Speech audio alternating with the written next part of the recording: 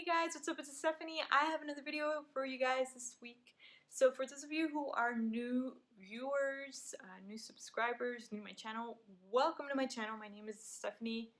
I am a PA student who just basically my channel talks about my experience. I try to give you guys advice about applying to PA school, talk about the mistakes that I made. Hopefully you learn from them and don't make the same mistakes. And I do vlogs from here and there. So that is what my channel is about. So welcome. Now for today, the topic for today is going to be how to get shadowing hours. How do you ask and look for a PA to get shadowing hours? Because let's be honest guys, almost every school requires an amount of shadowing hours, which is very understandable because the school wants to ensure that you know about the PA profession and that you are sure that you want to become a PA and not a physician, a nurse practitioner, or anything else that you want to become PA. So this is why they require PA for you to shadow a PA or shadow, they even accept other providers such as physicians, nurse practitioners, etc. But to have shadowing hours. So how do you get those shadowing hours? So that's what my video is going to be about. So I will talk about that soon. Bye.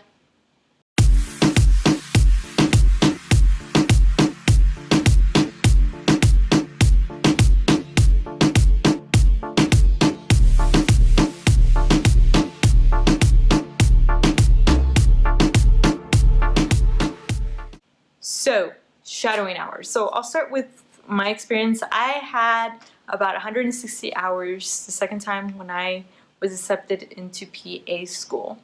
So for me it was actually easier because I did work alongside PAs, a lot of PAs in several settings.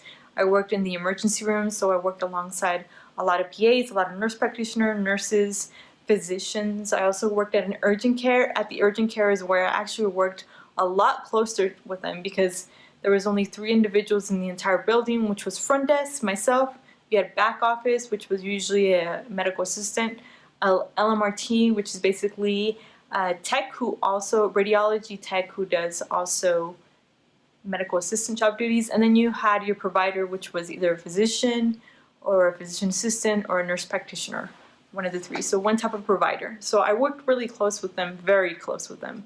So I was able to talk to them and they knew about my interest of becoming a PA. But what if you don't know any PAs, if your job doesn't allow you to work as close to them? How do you get your shadowing hours? So talking with the PAs that I work with, most of them are very receptive to when it comes to asking them to shadow, if you can shadow. One word of advice though is that if you do shadow a PA, make sure that when you do ask them, you of course let them know that you are interested in becoming a PA.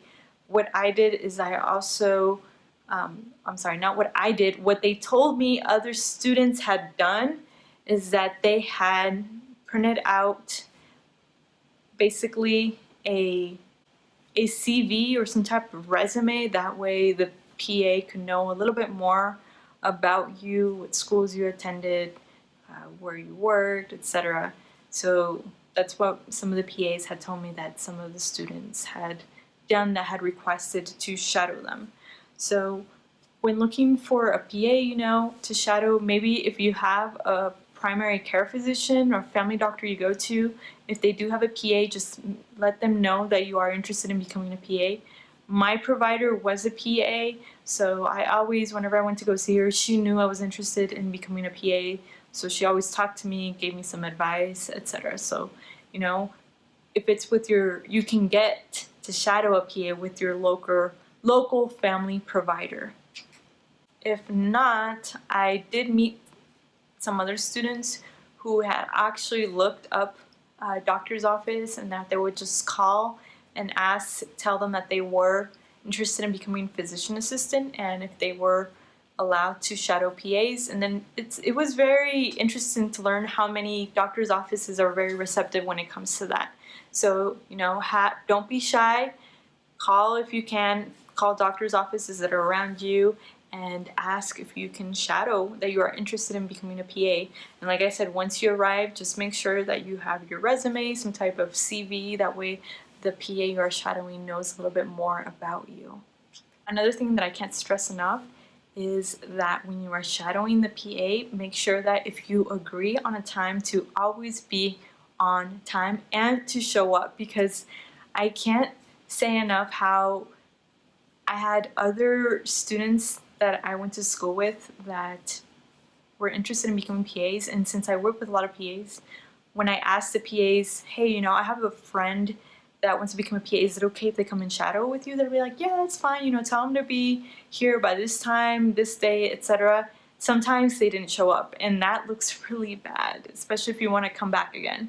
So always make sure that you're always on time and that you always show up, guys. I can't stress that enough, because if this PA is going to write you a letter of recommendation, then you want to make sure that they write you a great letter of recommendation, that you were fantastic, that you always expressed and showed interest in how you want to become a PA, whether it was asking questions about how they diagnosed this patient, whether it was interacting with the other coworkers that were there, the other healthcare staff, medical assistants, front desk like myself, nurses, other physicians, etc. So it's really important to also build a good reputation for yourself.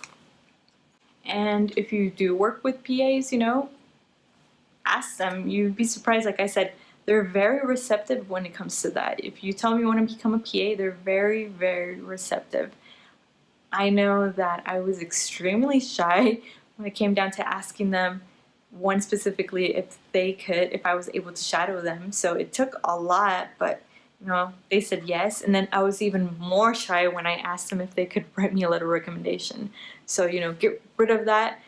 Tell yourself, I want to become a PA, and I will do whatever it takes to become a PA, whether it is shadow this certain amount of hours, etc. And if you have the time and if you're able to, and several PAs like I did, make sure you shadow PAs in different settings. So make sure if you're able to shadow a PA in the urgent care setting, for example, for myself, if you work in an ER setting, shadow a PA in an ER setting, family care setting, dermatology setting, etc. That way you are able to list on your application that you shadow PAs in different settings. And not only that, you're able to also see how they work in different settings. So it was really interesting for myself to see how a PA worked in an ER setting in comparison to an urgent care setting. So it was really interesting to see that difference, the duties they had, and basically the roles that they had with patients. So it was really interesting to see that. So if you can, be able to see if you can shadow PAs in different settings, because it looks really good on your application and you learn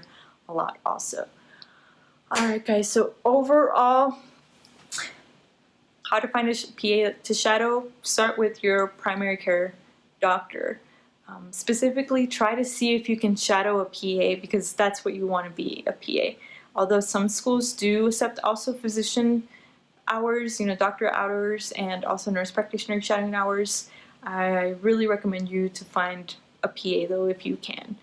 So start with your primary care doctor. If they do have a PA, see if you can shadow them. If not, then call around, look at, online, and just call the offices and tell them that you are a PA, a student who is interested in becoming a physician assistant, and that you are just seeing if you're able to shadow a PA. So once you do find a PA to shadow, make sure that you have a short CV or resume that tells the individual a little bit more about yourself, what school you attended, whether you graduated already or not, if you did, what type of degree you have, etc., what extracurricular activities you did, awards, all that good stuff.